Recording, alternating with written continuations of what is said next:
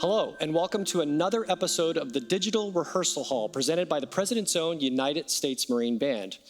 We are preparing for recording sessions next week, and among the repertoire we're recording is a true masterpiece for symphonic band, Karel Husa's Music for Prague, 1968. Today, we are working on the first movement. We've just cracked open the folders for the first time, and we are very pleased to let you in on that process. Hope you enjoy, and thanks so much for joining us.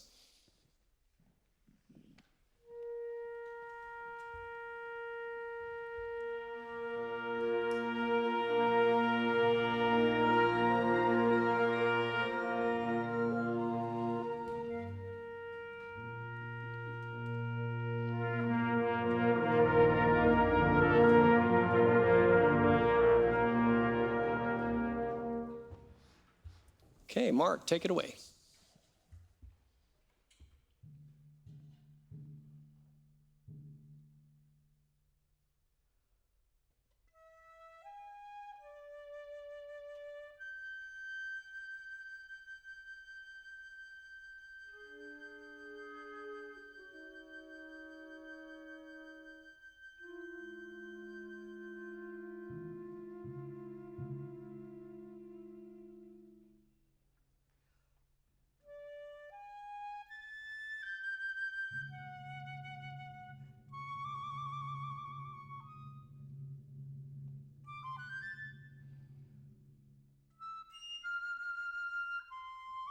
Good. That was it right there. Sorry, guys. I'll mark time for you, I think, through there. So she has a trill, and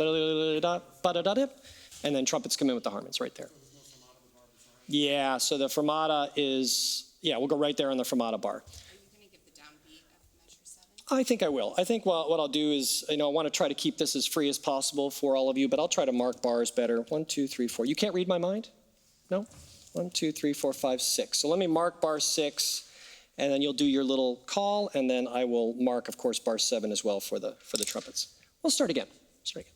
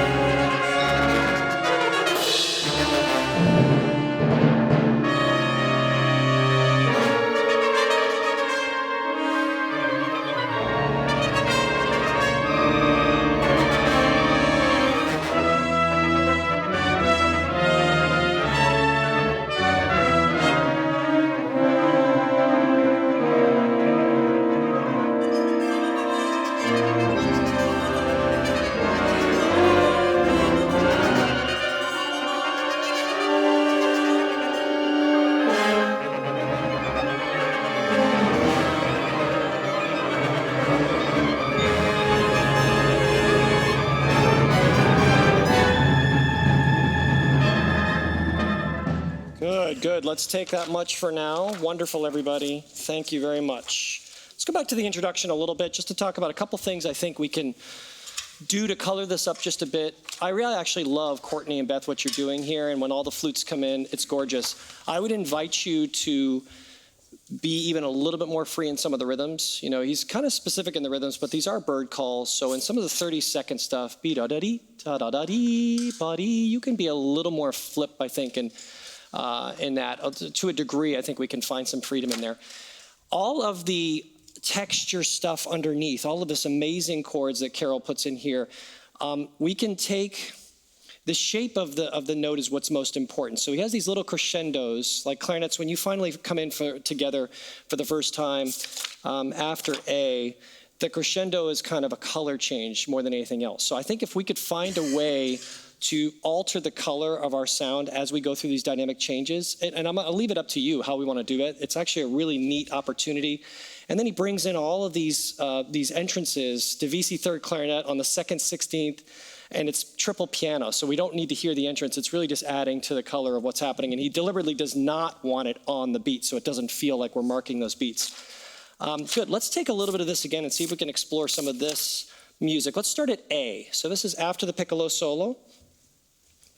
And all of the percussion stuff, this marimba stuff, Jeff, you know, you can be, even in the piano, be pretty pointed about it and almost like it doesn't belong. It's a little kind of like a rock that's in the wrong area of the earth, if that makes sense. A, right at A, please. Downbeat of A. 4 and.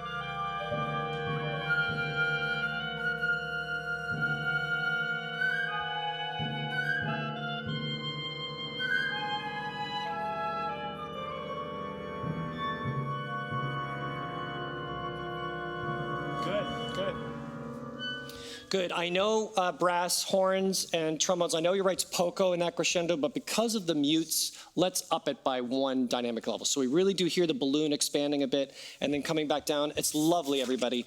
That's really terrific. That's exactly what I was talking about. And I wasn't sure if I'd like it, but I do. So let's keep it if we can. And Jeff, that's great. So I think we'll see what it sounds like in the hall, but I think that generally that color is what we're looking for. Let's just take this when everybody starts to gather in together here, and we'll take it into the Allegro now. So actually, would you mind if just give me a quick chance to hear the fabric without the bird calls on top? Let's start, please, before Bravo, before B. 1, 2, 3, 4, 5, 6. Let's do 6 before, no flutes, no timpani, just all the white notes. 6 before. 3 and 4.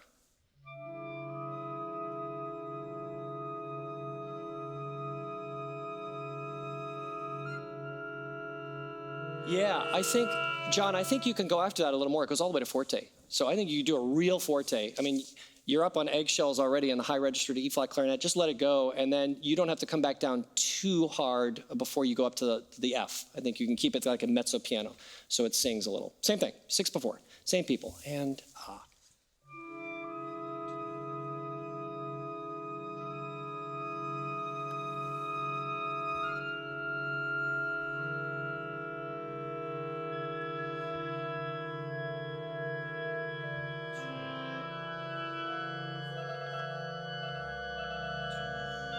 Keep going.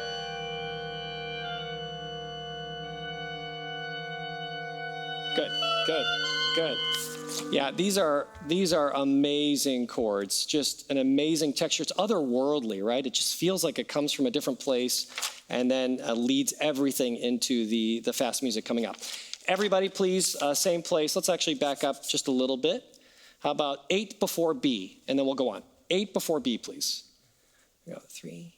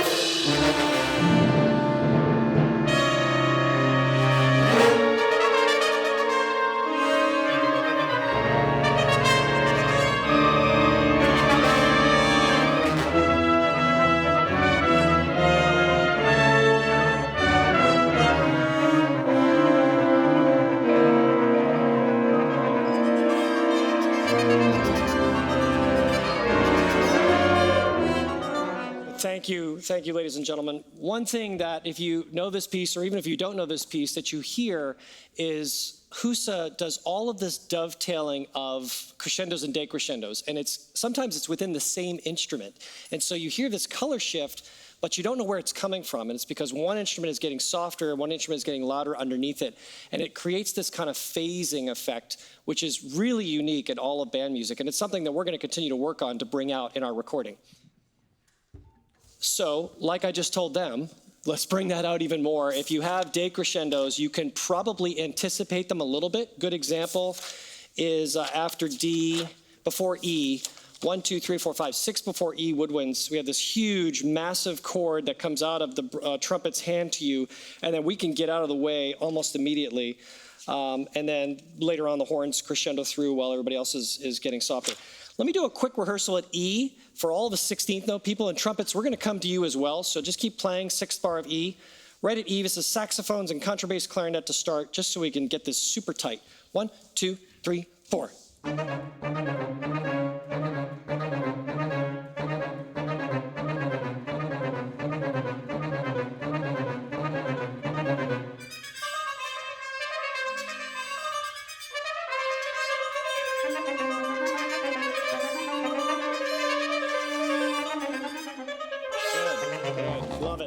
Love it. And you hear also mixed muting. So some of the trumpets are muted, some of them are not. So you get all of this kind of variation of color.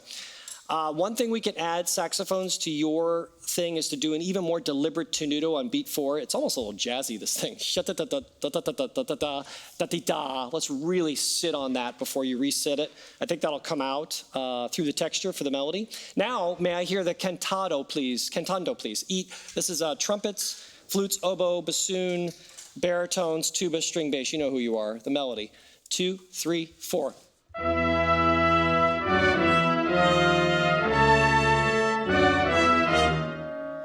3, 4. Yeah. Thank you. I was going to go on to the next one, but that's good. That's beautiful. Really, don't change a thing.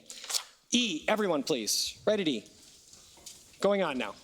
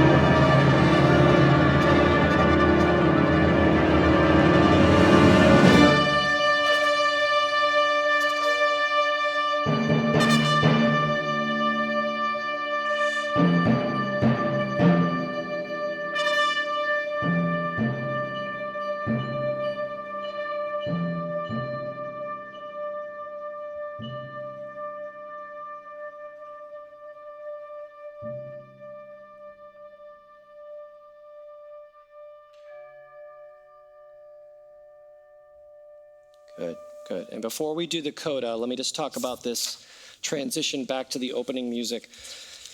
Even after we get woodwinds, this is for all of you doing these random articulations through the concert D that happens. Even after we get to the slowdown part where the metric kind of, this metric modulation of moving slower and slower, let's keep articulating so that it doesn't sound too much like it just turns into a pedal. So some of you do have a pedal, but others actually have the articulation. So let's keep having that happen. Can I just hear that once at H? Just the woodwind folks who either have flutter tongue or have actual notes that they're articulating, quintuplets, sextuplets, those things. This is H, just that stuff, all on the Ds. 1, 2, 3, 4. 2, 3, 4.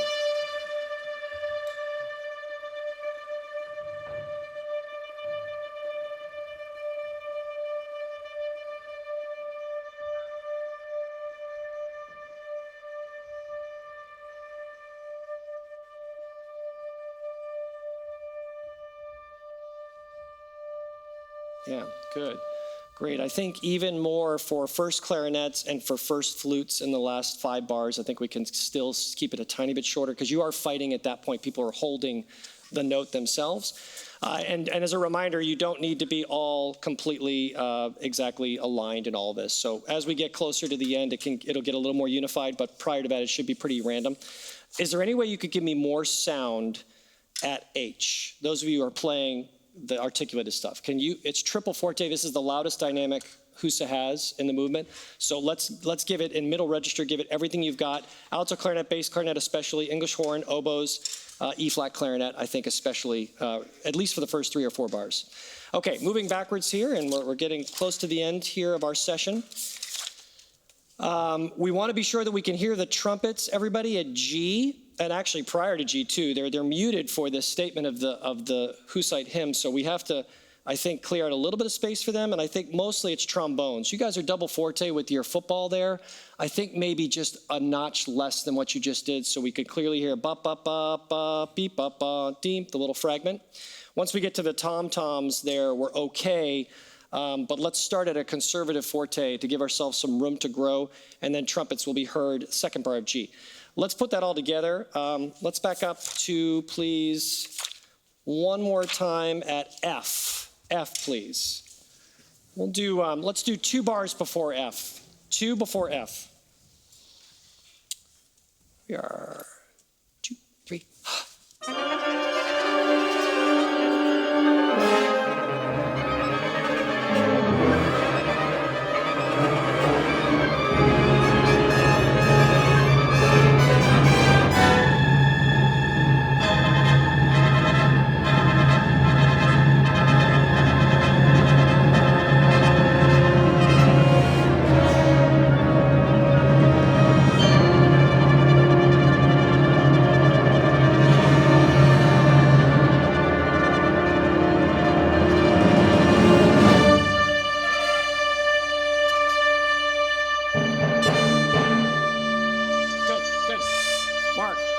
What I'd like to do here, Mark, I forgot to address this with you, is as soon as we hit H, I would love every 3/4 of your fragment of the theme to be just a little bit dragged. So every statement feels like it's a tiny bit slower than the previous one, and you'll drive the train on this retard, and I'll basically just follow you. Can we try right there? Right, that was wonderful, everybody. Right on H. Right on H. Thank you so much. H. 2, 3, 4.